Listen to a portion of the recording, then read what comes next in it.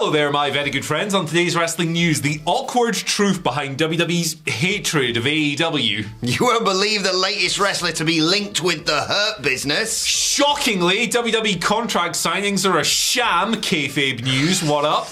And another WWE wrestler very carelessly loses a name. I'm Adam Wilborn. And I'm Andy Murray. It's Friday, and this is the news. You know what that means. You want to know the awkward truth behind WWE's hatred of AEW? Go on. So Dave has a write-up in the Wrestling Observer newsletter, which is already out quite early this week. Yeah. And he speaks a little bit about the interview that Tony Khan did with Dan LeBattard. Never know how to say I always typo it. I always typo LeBattard. Bastard. So, where he was talking about how we genuinely hate each other, all of this stuff, like it's a big rivalry, blah, blah, all of that. Well, Dave kind of analysed it a little bit. He says, hatred is a weird word. I don't know if WWE hates AEW, but as far as Tony Khan goes, he doesn't speak for him. He does speak for himself and AEW. Mm-hmm. So AEW definitely hates WWE, according to Dave. WWE certainly wants AEW to fail as competition and will go to significant lengths to see it happen. They certainly internally don't have good things to say about AEW, but hatred and wanting to make sure they don't grow may not be the same thing. So I think that's a very fair appraisal. There's lots of evidence to suggest that WWE doesn't want AEW to grow. When it, you can go back to 2019 when it came about that AEW was launching their TV show on TV, not on a streaming platform, on Wednesday nights. What happened? NXT moved. Literally the first thing that Triple H did when he ascended to power last year was to program an NXT show on the same day as the Ring of Honor show, the Ring of Honor pay-per-view, which is that's like a minor thing, whatever. But there's lots of different moves like that. There was the story out last year about contract tampering, which came back up, and all of that. Look, it's a competitive marketplace. They're competitors with each other. Of course, they kind of want to undermine and hinder each other. I don't think that's all that controversial, but still some pretty interesting insights there nonetheless. I do like the idea of one side being like and the other one just like patting it like really condescendingly on its head. I don't think that's the case. I think they both kind of want to undermine each other a fair bit. I hate you with all my being. I haven't thought about you at all. Yeah, it's a perfect state of being, isn't it? Yeah. Well, as a paid shill for both companies, yes. I don't really say a lot here. It depends on the day. Exactly. It's Friday today, so who do we prefer? SmackDown's usually a bit better than Rampage. There's your answer right there. Yeah, there you go. Thanks for the mic and thanks for the watch, Tony, because, we paid by both of them. I'm sure there'll be a lovely nuanced conversation about this following this report by Dave in the comment section on Twitter. I'm sure it'll be very respectful and no mud's going to be thrown. Yeah. Invoking the two companies' initials in the same sentence always goes well. Hey, but remember, guys, you can like both. There's only two wrestling companies that have ever existed. So. Guy who watches two companies. You can like all wrestling, guys. Right, let's talk about the Hurt Business. It's been a minute since we've talked about them. Yes. Loads of speculation about them reforming, possibly even around the whole Bobby Lashley, Brock Lesnar match this weekend at the Elimination Chamber. Don't forget to join Michael Hamlet and Phil Chambers for our live stream reactions for that on Saturday night, although technically I suppose Sunday morning if you're here in the UK. Still can't wait for that premium live event. Anyway, constantly people are being linked with joining the Hurt Business, and the newest name may well surprise you. It is Carmelo Hayes of NXT. Dave says, speaking of Carmelo Hayes, it's been battered around the idea of Hayes in the Hurt Business with MVP, Benjamin, Alexander and Lashley. That was a discussion, not definite, but there has been talk of Hayes coming up to the main roster. He continues that it probably wouldn't happen until after Breakker versus Hayes, Bron Breakker that is, which of course is probably going to be the main event of Stand and Deliver for the NXT title in Los Angeles over WrestleMania weekend. I'm torn about this because Melo should win the NXT title at that show and Bron Breakker should probably move up to the main roster because he's kind of done it all. Although I like the idea of Melo in the Hurt Business, even if it's just another name in a long line of names being linked with this weird faction that people have this, I enjoyed them, but were they that effective? Maybe not like So it's hard to gauge their effectiveness because remember, like their existence was under Vince McMahon. Late era Vince. Yeah. Late stage Vince McMahon booking is like it's impossible to hold people's effectiveness and their booking against them in that era because guess what, folks? Vince McMahon really sucked. Yeah, I like the bit where years. I like the bit where I think Lashley retained the title. Obviously, they were good at certain. I love that Hurt Business and that bit where MVP had paid for a photographer to get him get some shots of them. I know, like it's I guess kind of popular to be a bit cynical about them, but I thought they were really awesome. I loved them. Like Bobby Lashley's obviously, I say this every week I feel, but he's my favourite wrestler in WWE, so seeing him just being awesome with his mates was, and like MVP's great in the managerial role. Shelton and Cedric are like really underutilized. Like I really enjoyed the Hurt Business. I like Carmelo is someone who should obviously be on the main roster sooner. That's the thing about this NXT main event. It's like you can make an argument for both of them, so that makes it quite interesting because they should both probably be on the main roster. Him and Braun. If Carmelo does go up, I hope Trick goes with him because Trick is just a one-liner machine. Absolutely. Yeah, ridiculous like quotables coming out the ass. So whatever happens, I hope Trick goes up to the main roster as well. Maybe not the most complete wrestler, but he's very good on TV. What was it he said the other day in NXT? It was something like 6 foot something, 245, all chocolate. Yeah. I love that, man. Shaking like booty on a cold night. There you go, booty meat. I love him. I love him so much. And Braun, like I have my reservations with the way he's presented. Sometimes I think he should just smash people. Like, give him the Steiner presentation. I don't need Braun putting people in headlocks and working the ropes and stuff. Just smash people. Beth can smash Jinder next week. Jesus Christ. Oh man, you were going to be having a party. Give him the Steiner. Give him the Steiner name. Yeah. Rex Steiner or whatever you want to call it. Rex Steiner is such a cool name. Yes. I'm used to Braun Breaker now, don't get me wrong. Yeah. It's like you get used to every bad ring name eventually. Well, Doudrop, I never get used to that. But yeah, I think they're both ready, and I think there's a good point. Put Braun in the Hurt Business. Who cares? Yeah, why not? Why the hell not? Gonna do a quick shout out. Yes. Change gears here a little bit. I want to just raise awareness of a charity fundraising event that's quite close to me, my household at the moment. It's the Children's Heart Unit Fund here in the UK. They're based out of Newcastle upon Tyne, which is where we are, but they do great work across the UK supporting children and the families of children and young people who've undergone heart transplants at a very young age, supporting them through their lives and providing lifelong support, everything else.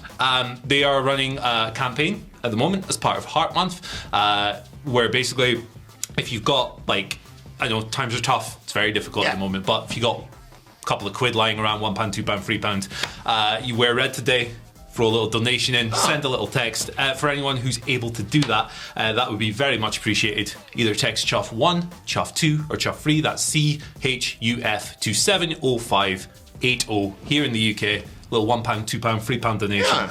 Once again, that's CHUF1, CHUF2 or CHUF3 to 70580 in the UK. I'm wearing red. I'll be throwing a little donation in. I got red shoes on. Anything you can do, much appreciated. You wear red in your head every day. Hey, so, there we go. There you go. But yeah, shout outs to Chuff. They're doing a lot of great work. CHUF 1, 2 or 3, 2. What was the number again? 70580. It's only 5 digits. You'd think I'd remember, but my brain does not really work. Speaking of brains not really working, contract signings in WWE. Oh, I'm excited about this. You're not going to believe this, but this is. I've been speaking to Kayfabe News this morning, and they tell me that these things are fake. What? Not really. I actually fell off my chair. Wow, okay. All right, we're going to wreck the set. We've already broken the lighting somehow. The Flatty. Sorry, everyone. The Flatty and his mate. Shout outs to Gators Daily, by the way, for once again bringing the heat on Twitter. They've got some Flat F plushers coming soon. Looking forward to buying one of those. Yeah. Anyway. Alligators. Contracts. Oh, yeah, that's what do they really say on them? What do contracts, like we had Bob Lashley and Bob Lesnar. Oh, yeah. Bob Lesnar. Probably just a load of legal bollocks that doesn't mean anything. So Fightful have come through, and this is actually like kind of like legit. Like they've kind of like gimmicked it. And obviously it's not legally binding. It's a prop, right? Yeah, it's a prop. But Fightful have secured the one that Bob Lesnar and Bob Lashley. How did they get their hands on that anyway? I don't know, man. Sneaky. But I'll read part of it. February 13th, 2023. To whom it may concern, this document shall serve as a legal and binding agreement amongst all parties scheduled for the Brock Lesnar versus Lashley match held at Elimination Chamber Premium Live event to be held, blah, blah, blah. It's got the full address of the arena just in case they get lost on the way. Right, good. If Bob Lesnar, as he's now called, can't find it. He's pulled out his contract. The parties hereby agree to save, hold harmless, and indemnify WWE, WWE Network. Hold harmless agreement. They did that with the Triple H thing, didn't they? So what they've done is they found this contract. They found out that the contract, like WWE actually giving them up. You know what I would be doing if I was writing these contracts? They said I would write complete nonsense. Yeah. Like, I hereby agree that I am to live as an alligator and live in a swamp and eat only humans for the rest of my life. I'm scared. I think if Brock Lesnar became an alligator, we'd all be absolutely buggers. We'd be dead. Yeah. We'd be done. Like, it's just horrendous. It's a horrendous fault. You've derailed my day. Right, let's conclude by talking about a wrestler. Very careless. They've lost their name, Andy. Oh, no. By that, I mean their surname. And I'm a poet, and I did not realise I was one, because the name that they have lost, sort of rhyme, is Rain. Ava Rain, to be particularly focused in on one person. That's what the story's about. The Rock's daughter, Ava Rain, is now just called Ava. She was called... Well, she wasn't called just Ava. She was called Ava on this week's episode of NXT when she freaked out Thea Hale, who's one of the best. Check her out. She's one of the best things about NXT right now. Vic Joseph just called her Ava. And now they've changed that. You've taken away her surname on WWE.com. I thought these days had kind of gone with Vince McMahon, if I'm perfectly honest. But then again, it's not as bad. Like, when Austin Theory became Theory, I was like, ugh. When it was like Riddle, ugh. Ava, like, you had Lita back in the day, so I'm kind of okay it's got with an it. at the end. So, yeah. You know. And apparently, I tweeted this last night and I thought it was particularly funny. They asked her dad and he said, "It doesn't matter what her name is." Cool. Yeah, I mean, she's been called Ava Rain on TV for about 5 minutes, so Yes. it's like, that's my analysis. Exactly. I don't care. Like, I mean, it's not like, you know, they took someone who'd been on TV for 5 years and suddenly changed it and it was really jarring. She's literally on a show that is like WWE's least watched show of the week. And yet the best wrestling show of the week. Wrestling is a strong word to use when describing NXT, but I digress. It's nothing. Yeah, it's exactly. Nothing. Anyway, we didn't come here for the news today. We come here for the questions on Friday, of this course. guy. Yes. Well, I mean, there's 6 of them, but... Thank you to our YouTube community page for this. Which one's your favourite? That one. The glasses. I think top right. Strong jawline. I didn't notice the, I don't know, Apocalypse one. Is that one who's got a cat on his head? I can't tell. He's done an exploding barbed wire death match, I think. Right, 5 questions to get through. Andy, first question. 5? All right. From Stephen Gurney.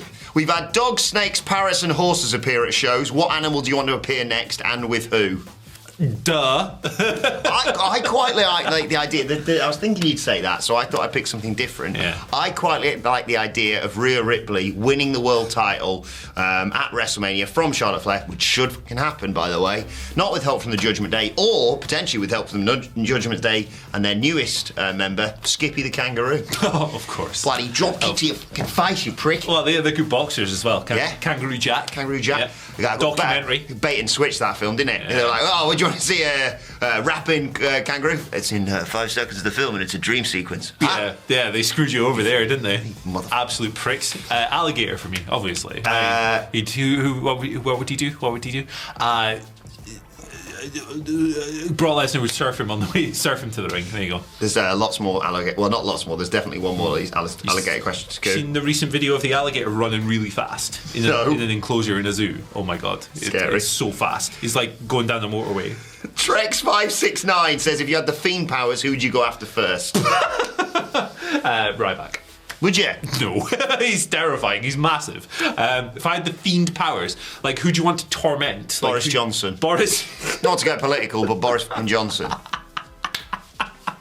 Imagine that as well. Make a list. Yeah. The entire Conservative Party. There's a lot of people that I would... I don't have much hate in my heart, to be honest, but I would go after the rat outside our building. Yeah. I'd go after him.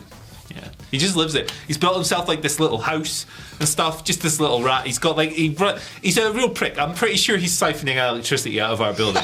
That's why the internet keeps going down. This little rat, he's got this wire and he sits there and I come in the morning and he's like, Thanks for the free internet, fools. He's an absolute prick. He's built his house like halfway up the wall so I can't reach him as well. Every day I come in and go, damn you, rat. Sometimes he goes up a drain pipe. Speaking of rats... He's a prick. Matt Reigns. Michael Hamflett paid me to say I that. saw that disgusting photo of him in Sidgwick on Monday.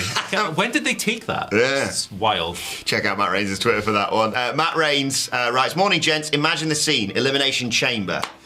Barry Robson, Paul Cook, Tony Mowbray, Eddie Howe, Jurgen Klopp. Who is the mystery sixth manager and who wins it all? Well, Jurgen Klopp has, he has become nothing this season. Bitch mode, innit? Yeah, like Put the glasses back on. Liverpool are genuinely pathetic, and it's quite glorious to see. So. Eddie Howe's too nice. Eddie Howe is a slave for blood money. Barry Robson is a temporary manager, as much as I enjoy him. Paul, I'm going to back my boy Paul Cook, Chesterfield's manager here. Paul Cook. You heard him talk after a match because we've been shouting so much. But then Tony Mowbray's a wily little bastard. Yeah. Who's the sixth manager? Who are we chucking in there? I'm not sure. Pep, maybe. But Pep's finished apparently. Barry Robson. I have a funny story about Barry Robson. Before he played for before he managed Aberdeen, he's the caretaker right now. He's like the under-18s coach or whatever, full time. He played for us, and he was like it was the end of his career, but he was great. It was like watching Pirlo, like just dancing around. Like he couldn't move, but like Scottish Premier League, you know. But like we lost this it was a semi-final in a cup, I think, at Ibrox, right, which is Rangers ground obviously, and it was really dismal. I think it was against St Johnstone, and our supporter bus was just pulling away, and it's the area around Ibrox is not great. Here's Barry Robson, we just see this guy walking down the side of the bus, and he was crap. We were all knocking on the window going, Barry, what's going on? You played shite. He just looked up at the bus, went like that, and walked away.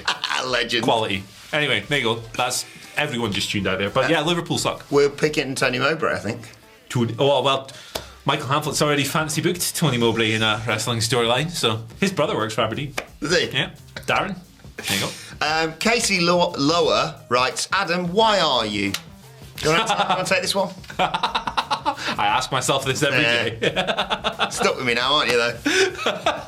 I'm not sure. Overexposure to cheesy watches. Commercial radio, innit? Yeah, it does you. It's getting smaller. YouTube's getting bigger. I made that leap. You work in an office full of grumpy pricks, so you need to life is all about balance. So when you come in and me and Hamflett are like, yeah, if you could sum me up in the office, it'd be that.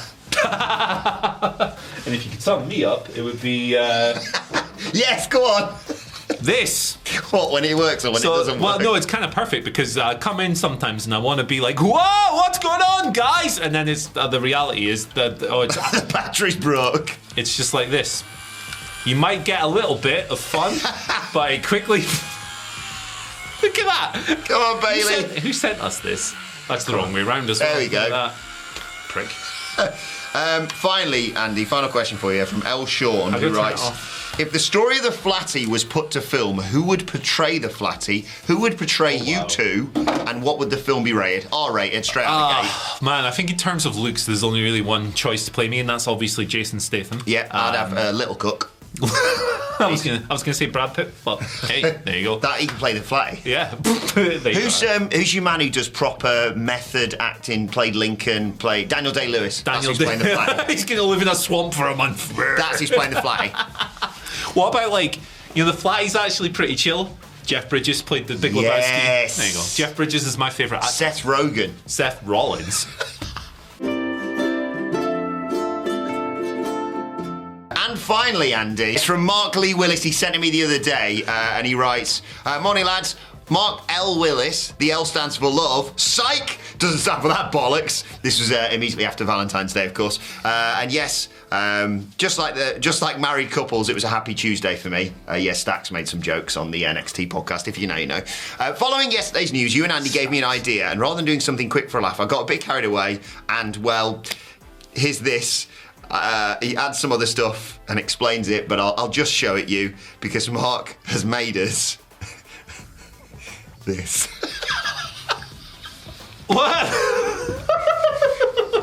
Everyone's background is their favourite wrestler. Wow. All right. Amazing, Mark. Thank you so much for this. Oh, wow. Okay. Tomohiro Ishii. Yeah. There we go. Boom, boom. This is awesome. Wow. Okay. I think Gareth is maybe a outfit that he wears, he said. You've got The Rock, I've got Big Tom, Sidgwick's got Kenny Omega, Hamflett's got Jeff Jarrett. Has Sai got Bryan Danielson? Yes. Simon Miller has. I think that's Trips. Me and Phil were looking at this yesterday. I didn't know that Simon Miller's favourite wrestler was Triple H. Bald, innit? Yeah, bald. There you go. Well, he's not my favourite Triple H, but Gareth's got The Rock. Phil's got Mankind. Yeah. Mick Foley. Pollard's got Brett. Nicholas has got Edge. Yeah. I like the details gone into. But look at this. He's got the credits. The ultimate romantic hoop comedy, an Andy Murray idea with Adam Wilborn.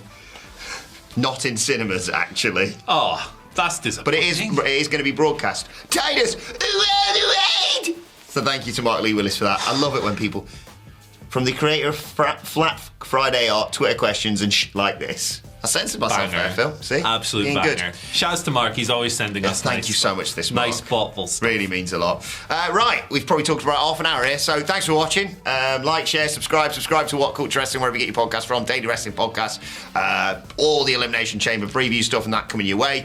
SmackDown previews, Rampage previews, Wrestle Culture, all that good stuff. It's annoying. See what I mean? And on Twitter, put it on the microphone, see how it sounds. It just doesn't stay okay. Find us on Twitter at WhatCultureWWE. Find Andy on Twitter at Andy H. Murray. The H stands for Hoop24. Lost in Hoop. Slation. Lost in Hoop Slation. Follow me on Twitter. Bill Murray. Adam Wilborn. It's my dad. Follow us all at WhatCultureWWE. But for now, my thanks to Andy, to the Flatty, to the Mark Lee Willis, to everyone. Thank you for watching. We'll see you soon. Bye. What a day.